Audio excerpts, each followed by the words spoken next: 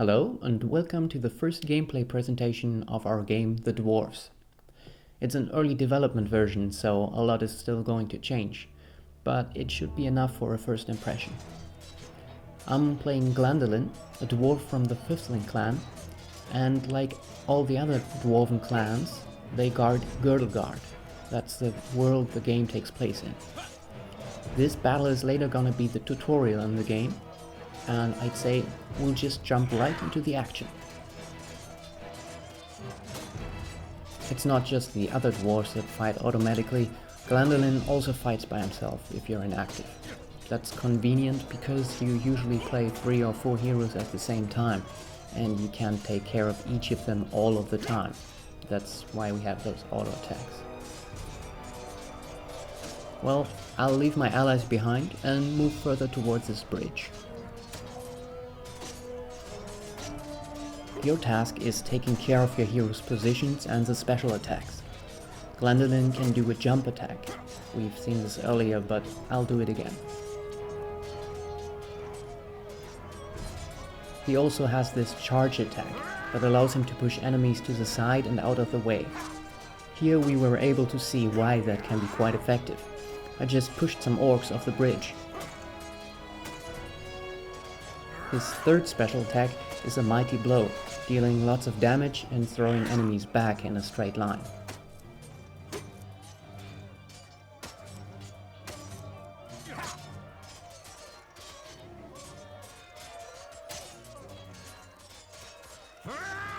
In the game, it's always about few heroes fighting lots of enemies. That's why you have to make use of the environment.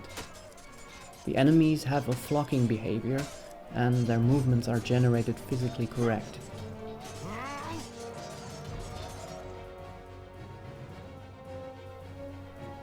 By the way, you can't use special attacks all the time, because they use up action points, so you have to consider when to use which of the attacks. Depending on the hero, the action points are recharged by killing enemies or with other actions, or they just regenerate over time. The action points are displayed above the heroes. It's these small blue dots. Okay, I just got a few grenades that I can use in battle. You can clearly see how the power of the grenades pushes the enemies apart.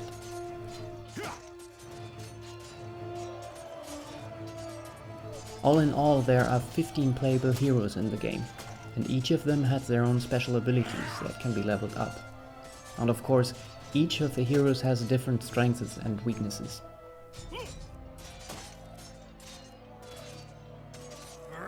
Down here, in the middle of the screen, I can see my current objective and the objective of the orcs. In this wave of attack, I have to kill a certain amount of orcs. My king, what are you doing here? Giselbert I, the father of the Fifthling clan, has not been on the front line of battle against the creatures of Tion for many cycles. The king surveys the battlefield and the defenders with a grave expression. We are too few. This you know as well as he does. But there will be no reinforcements arriving. Hundreds of brave warriors lie inside the fortress dying. The illness is running rampant. It brings weakness and death. Stay at your posts. Be as steadfast as the granite of which we are made. Nothing can break us. Vrakas is with us. Alright, I just got a second character. Giselbert, king of the Fifthlings. I can either select and control the characters separately, or I select both of them together, just like in a real-time strategy game. So let's advance a little bit. My comrades will catch up.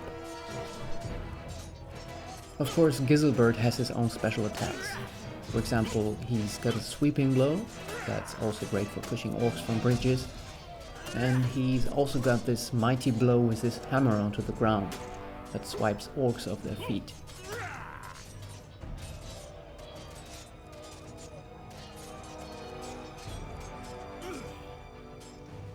Later in the game, the abilities of different heroes can complement each other.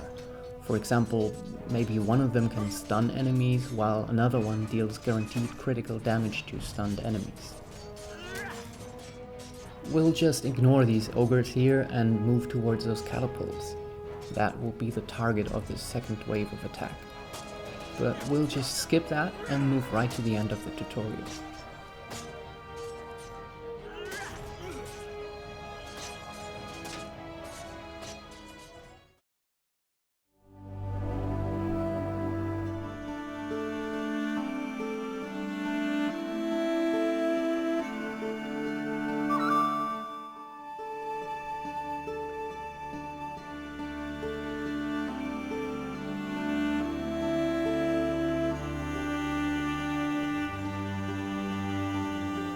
Look at me.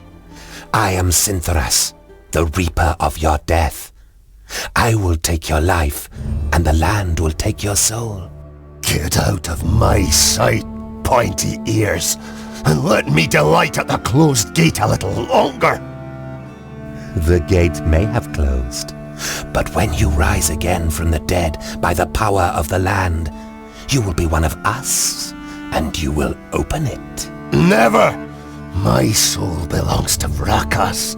No, your soul now belongs to the land, and henceforth you will belong to it forever. Now die, and return. Then hand us Girdlegard.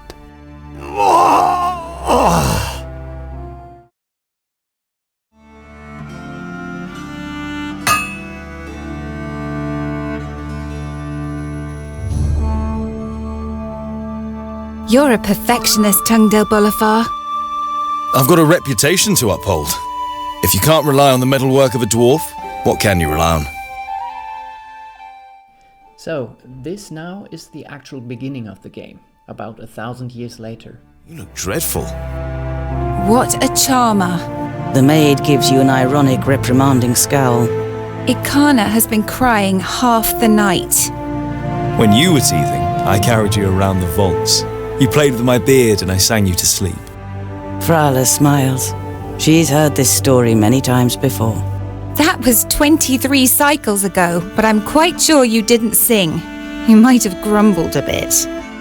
If what you've read about the dwarven lifespan is true, it'll be another 300 sun cycles and more before you are called to the Eternal Forge. The certainty of one day having to witness Frala's death already burdens your heart. This is Tungdil, our main character. He's a dwarf that grew up among humans.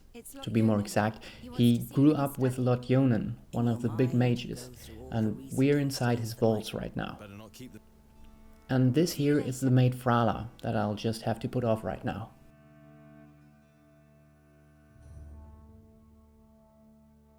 I can now move around freely with Tungdil and examine different objects in the environment. You've worked a bit more on Sunya's birthday present last night. The little one is crazy about horses. You, on the other hand, prefer to keep your distance unless you're fitting them with hooves. Too many legs and way too big. Before we now scout around in the vault some more and set out into the world, we'll end this first small gameplay presentation. If you support us on Kickstarter, you can get a first alpha version of the games beginning within this year, and will then receive regular updates until the game is released in mid-2016. We hope that you liked this small impression, and we're looking forward to your feedback.